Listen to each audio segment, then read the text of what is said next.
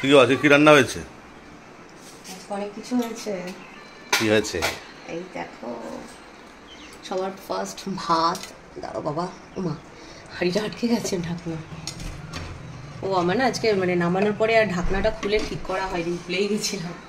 মানে আমার না, নিশা আর কি করেনি। যাই হোক, আর এর ভিতরে একটা উচ্ছে সিদ্ধ আছে অ্যাজ ইউজুয়াল, ও জবে থেকে করছে। আমি যেরকম আগের থেকে ওটাকে একটু সাইড করে উপরে তুলে রাখি, ও তো করে না, খুঁজে বের করতে লাগবে। আচ্ছা, তার সাথে এখানে আছে হচ্ছে লাল শাক। লাল শাক খাওয়ার জন্য কাসুন্দি, যেটা আমার মায়ের বানানো, এখনো এই জায়গাটুকুনি আছে। আর এখানে আছে হচ্ছে তোমার রুটি। নিশা কিন্তু সব থেকে ভালো রুটি পরোটাটা করে, তাই না বলো?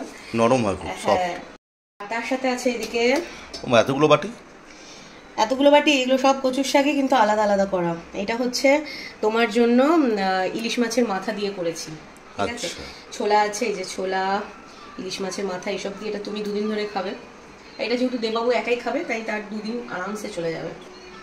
আর এটা হচ্ছে চিংড়ি মাছ, এটা তো ছোলা আছে, চিংড়ি মাছ, নারকেল, সমস্ত কিছু দিয়ে করা, যেটা আমার দুদিন চলে যাবে। রিও তো খায় না। আর আজকে কচুর শাকটা কিন্তু আমি করেছি, কারণ এটা নিশা করতে পারে না। আর নিশা কোনোদিন খায়নি, ও তোমরা দেখেওছো এর আগের ব্লগেও বলছিল দিদি কেসা হতে হয় हमको खिलाना, তো সেই জন্য ওর জন্য এটা গুছিয়ে রেখেছি। আজকে তো চলে গেছে, কালকে ও এলে পরে ওকে এটা দেবো খাওয়ার জন্য, ও টেস্ট করে দেখুক। তবে গ্যারেন্টি ওরা কোনোদিন না খেলেও খাওয়ার পরে বলবে দিদি এবার আমিও এটা রোজ খাবো, তুমি বানানো কিভাবে হয় রেসিপি বলো। আচ্ছা, এখানে আছে হচ্ছে সয়াবিন দিয়ে, ডিম দিয়ে, এই দেখো আলু অল্প কটা আছে, আর পটল দিয়ে, সব কিছু দিয়ে একটা ডালনা করা। কিন্তু ব্যাপারটা হচ্ছে কি জানো, পটলটা না পুরো খোসা ছাড়িয়ে দিয়েছে। আমি যখন দেখেছি ততক্ষণে ও রান্না বসিয়ে দিয়েছে, কিছু করার নেই। তাই বললাম পুরো খোসা ছাড়াবে না, আমরা তো পুরো খোসা ছাড়িয়ে খাই না, পুরো খোসা ছাড়ালে বেশি সেই নরম নরম লদলদা হয়ে যায়। যাই হোক, এই হচ্ছে আজকে আমাদের লাঞ্চ মেনু। তোমাদের লাঞ্চ মেনুকে অবশ্যই কমেন্ট করে জানিও। আমি এসে শুধু কচু শাকটা একটু করেছি, এবার খাওয়ার সময় হয়ে গেছে, লাঞ্চ করতে আমরা বসে যাব। আচ্ছা, বাই দ্য ওয়ে, একটা কমেন্ট তোমাদের সাথে একটু শেয়ার করি, এক সেকেন্ড দাঁড়াও। কমেন্টটা হচ্ছে আজকে সকালের ভিডিওতে একটা বোন আমাকে কমেন্ট করেছে, খুব মিষ্টি কয়েকটা মানে কথা বলেছে, সঙ্গে প্রশ্নও করেছে, তো সেটা পড়ছি। হ্যাঁ, ওর নাম হচ্ছে দিয়ান মজুমদার, আমি অন্য ফোন থেকে এটা পড়ছি। ও বলছে, পারলে আরও একবার আমার নামটা নিও দিদি প্লিজ। আমি একজন স্কুল টিচার, আমি পাশাপাশি হাউস ওয়াইফও, সবটা সামলে তাও রোজই তোমার ভিডিও দেখবো বলে আমি আর আমার ছোট্ট মেয়ে অধীর আগ্রহে বসে থাকি। তোমার ভিডিও দেখে আমি একটা অদ্ভুত পজিটিভ এনার্জি পাই। থ্যাংকস আ লট দিদি, লাভ ইউ টু মাচ। সব সময় এভাবেই হাসি খুশি থাকবে, bye. Thank you so much, love you too also. তুমি এর আগেও আমাকে অনেক কমেন্ট করেছো, খুব মিষ্টি মিষ্টি কমেন্ট, তোমার কমেন্টগুলো পড়লে আমারও খুব ভালো লাগে, আমিও একটা আলাদা এনার্জি পাই। আচ্ছা, তুমি এখানে নাম তো নিলাম, তুমি দেখলে এর আগেও তোমার নাম নিয়ে আমি কিন্তু কমেন্ট করেছি। আর তারপরে হচ্ছে তোমার পুচকিটার জন্য অনেক অনেক অনেক ভালোবাসা। আমি সকালবেলা এটা দেখেই ভেবে রেখেছিলাম যে লাঞ্চের ভিডিওতে আমি এটা করবো।